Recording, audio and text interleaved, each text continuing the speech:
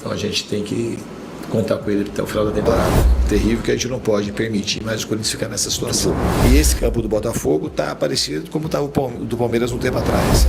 Todo mundo que errar, a gente crucificar, a gente uma hora não vai ter time. Diniz, boa noite, tudo bem? Vinícius Lúcio, central do Timão. Com relação à partida de hoje, né, o Corinthians acaba sofrendo 3 gols, sai derrotado por 3-1. Uma análise sobre o sistema defensivo do Corinthians hoje, o que não funcionou? Então, até... O que eu te espero? Até acho que os 2 primeiros gols foram... A primeira coisa é que o Botafogo veio com uma formação muito modificada, a gente não esperava. Mudou praticamente 5 jogadores que vinham jogando sistematicamente como titulares. E só que ao perceber que a gente tinha colocado 2 centroavantes, a gente já estava esperando esse jogo de bola mais longa. A gente falhou, uma falha bem evitável ali. Foi o sistema defensivo, não foi nesse caso os zagueiros e a linha de 4 e o goleiro. Foi uma bola, o primeiro gol foi uma bola longa, que é uma coisa que eles iam fazer jogando com 2 atacantes. E a gente demorou para fazer um retorno para pegar a segunda bola ali e evitar o chute. Aí teve felicidade no chute e fizeram o gol. E no segundo gol a gente tomou uma transição, a gente devia ter feito a falta e o cara acertou um chute de muito longe com rara felicidade. Então foi praticamente isso que aconteceu no primeiro tempo. No segundo tempo a gente voltou bem melhor do que o Botafogo, na minha opinião, até tomar o terceiro gol. A gente teve bola na trave no primeiro tempo para empatar, teve o gol anulado de jogada ensaiada, que o Garro acho que bateu fora do meio círculo ali do escanteio. E quando a gente voltou para o segundo tempo, a gente estava produzindo, tá? A gente estava muito mais... Já teve um pouquinho antes deles fazerem o gol, a gente teve uma chance clara para marcar.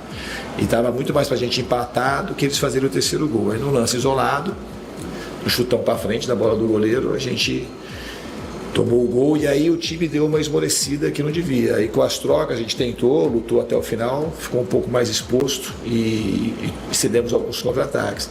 Então, o sistema defensivo, de maneira geral, a gente não cedeu muita coisa para o Botafogo, principalmente até o terceiro, foi bem até tomar o terceiro gol. Depois a gente ficou exposto.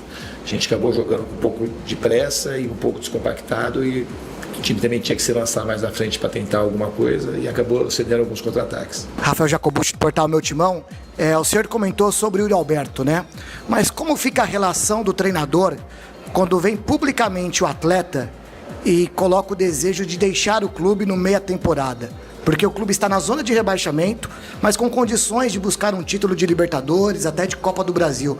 Como fica a condição do treinador quando o seu atacante vem publicamente e coloca algumas condições? Obrigado.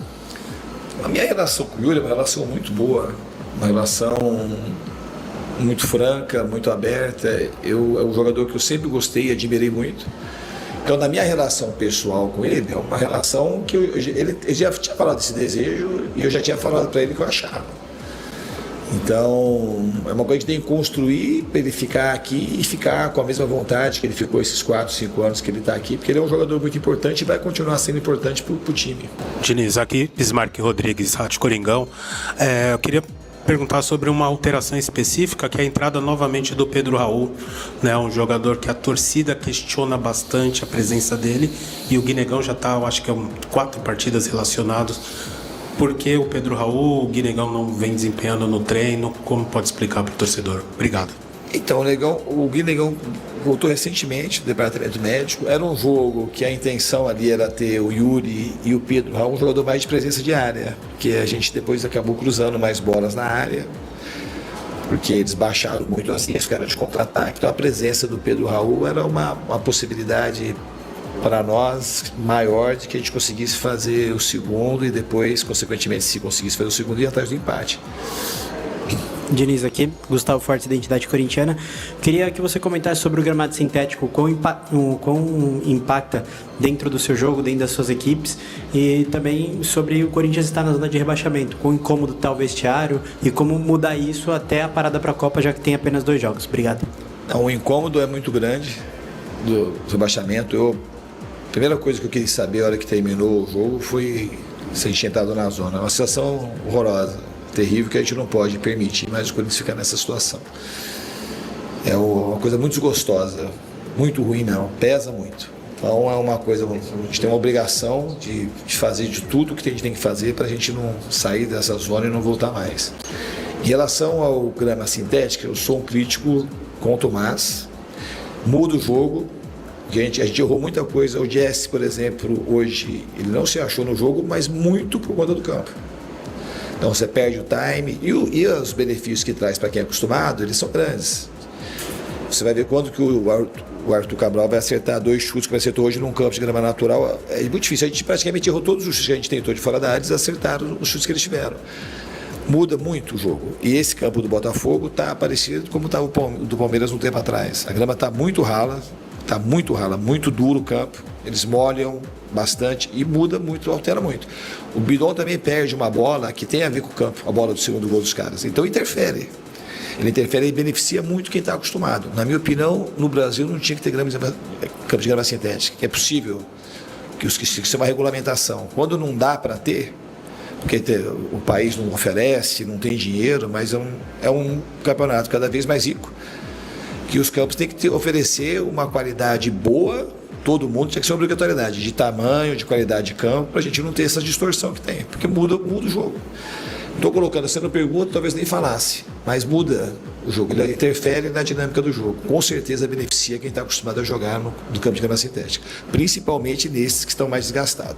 Diniz, boa noite. Alexandre Gimenez aqui, Portal Meu Timão. Diniz, queria que você falasse, por favor, do André Ramalho, jogador muito criticado aí até por uma falha individual que custou caro aí no jogo. O que dá para falar sobre um jogador individual? Eu sei que é difícil para o treinador estar falando sobre um único atleta. E sobre o Iago Machado, muito jovem, ou pode ser que pinte uma oportunidade para esse garoto em breve? Obrigado. Então, o Iago está integrado no elenco, é um jogador que eu particularmente estou conhecendo agora, mas o início que eu vejo um futuro muito promissor. E o André é um jogador muito experiente, que assim, a gente não perdeu o jogo por causa do André, estava 2-1 o jogo, é um jogador que eu admiro bastante, que eu já acompanho há muito tempo, que tem uma carreira muito consolidada na Europa, que foi importante aqui nas conquistas do clube, e erros acontecem, tá? E a gente não vai colocar uma derrota nunca na culpa de uma pessoa. Coletivamente a gente não conseguiu fazer o nosso melhor jogo, não conseguimos ganhar o jogo, é o que eu tenho para falar hoje disso. Em relação ao André, repito, assim, é um jogador que conta com o nosso apoio. Se a gente, todo mundo que errar, a gente crucificar, a gente uma hora não vai ter time. Os erros faz parte do jogo. Oi, Diniz, boa noite. Primeiro, claro, falando sobre o jogo, mas se você me permite, eu queria sair um pouquinho também do que aconteceu hoje no Newton Santos. Você fala muito desse seu trabalho, psicólogo às vezes, paizão, amigo, mas claro, de treinador para jogador de futebol. A gente teve a declaração do Yuri Alberto nessa semana, desse sonho que ele tem de jogar na Europa. Teve uma situação também com o André, que quase foi para a Europa e não aconteceu. Qual que é o trabalho do treinador nisso? Porque, por um lado, você precisa do cara, você precisa do jogador para ter para o seu time, mas você também trata com um sonho, uma vontade pessoal do atleta. Como que é para você, como que você viu essa situação do Yuri Alberto e também do André e até mesmo do Hugo Souza? Primeiramente, boa tarde. Eu vejo com naturalidade o desejo dos jogadores jogarem na Europa. Entretanto, nesse momento aqui, na minha opinião técnica, a gente não pode perder jogador. Eu não sou jogador de pedir contratações a todo momento, mas muito menos de perder jogador. O Yuri é um jogador muito importante para nós. Para mim, de maneira especial, que eu gosto muito. Tudo que eu estou falando para vocês, eu já falei para ele, já falei para o grupo todo, que ele é um jogador essencial para as nossas pretensões, aquilo que a gente quer na temporada. Então, ele não é um jogador que a gente não teria reposição. E eu vou fazer de tudo para ele permanecer, respeitando o desejo, mas não precisa ser agora. Acho que o clube precisa bastante do Yuri nesse momento, como precisa do Hugo, como precisa do André. Mas, especificamente do Yuri, é um tipo de jogador e numa posição que é muito raro você ter um jogador como esse. Então a gente tem que contar com ele até o final da temporada. Boa noite, Diniz. Thiago Brandão, da Litoral News. Amanhã a gente vive uma expectativa da convocação. Naturalmente, o Hugo é um dos possíveis convocados para a Copa do Mundo. Queria saber como está essa expectativa dentro do clube para uma possível convocação dele e se você chegou a conversar com ele de alguma maneira sobre isso. Eu conversei rapidamente com o Hugo, acho que é muito merecido a convocação dele. A gente espera, está tudo muito feliz com essa possibilidade. O clube inteiro está na expectativa positiva de que ele realize esse sonho e todo mundo vai ficar muito feliz com a confirmação dessa convocação. Eu acho que aqui no Brasil, o ano passado principalmente, ele foi talvez o grande destaque. Ele foi muito importante nas conquistas que o Corinthians teve.